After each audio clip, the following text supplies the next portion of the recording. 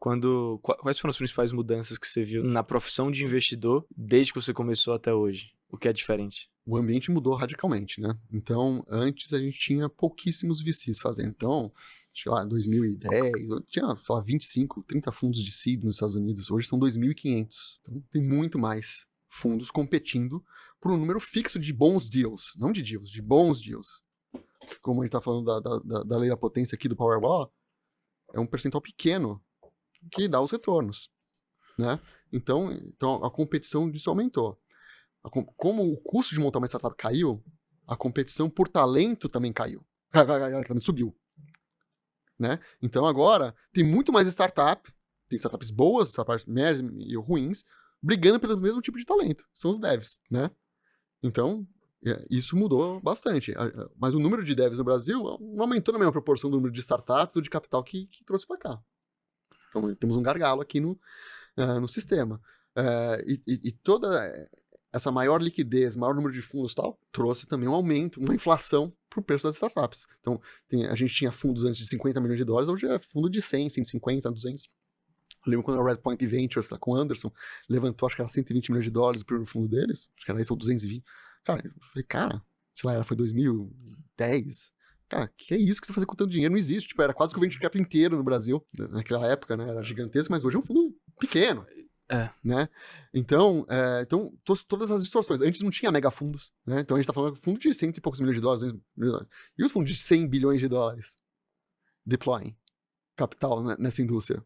Não tinha isso. Antes não tinha anjo, né? Não tinha fundo especializado em cada estágio de desenvolvimento das companhias. Não tinha fundo especializado em cada setor. Então não tinha anjo, não tinha pre-seed, tinha venture capital. E aí naquele venture capital o cara fazia multi-stage, que era o que tinha. E sendo que a maioria dos fundos eram fundos gringos, porque tinha poucos fundos aqui no Brasil. Então o ambiente mudou radicalmente. As empresas precisam de menos dinheiro para começar, né? Como eu falei aqui. Então, cara, é outro jogo. Porém, tem algumas verdades absolutas que não mudaram. O Power Law continua igual, né? Então você precisa ter pelo menos uma... quando você vai underwrite, fazer o investimento, pelo menos você tem que ter convicção que aquela empresa tem o potencial de retornar o fundo. Cada empresa individualmente tem que ter o potencial, lá na frente, na saída dela, né? A tua participação naquela companhia, então você tem um fundo de 100 milhões de dólares, a tua participação naquela companhia tem que dar 100 milhões de dólares pro fundo.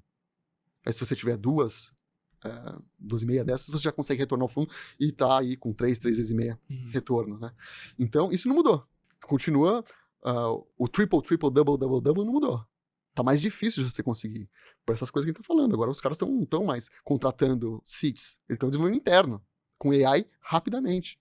Então tá difícil você triplicar, dobrar o faturamento depois que você atingiu o seu primeiro milhão de dólares.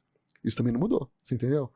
O número de companhias listadas na bolsa diminuiu. E vem diminuindo ano contra ano, principalmente fora do...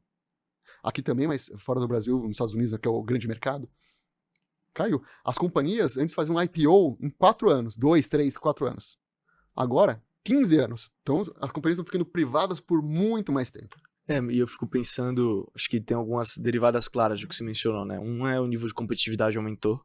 Então, acho que um lado bom é que a gente tem mais capital empreendedor para financiar ideias malucas e projetos ambiciosos. Do outro lado, da perspectiva de um investidor, você tem um ambiente muito mais competitivo, então o valor que você gera precisa estar mais claro. Mas do outro lado, a gente tem algumas coisas que estão acontecendo. Eu acho que esse ponto que você mencionou é muito interessante dos IPOs, né? Hoje um IPO, salvo engano, na média, está demorando 13 anos para a empresa fazer o IPO, porque a gente tem toda essa tendência do stay private longer, tem mais capital para financiar. E isso afeta diretamente a estrutura dos fundos de VC, né? Porque são fundos que têm mandatos de 10 anos, 12 anos máximo. Sim. E geralmente uma empresa vai ficar na carteira 8, 9, e com todo o compound de tecnologia, cara, às vezes não faz sentido você vender depois de 9 anos, que é só o começo. Só o começo. A gente está iterando, né, o modelo aqui.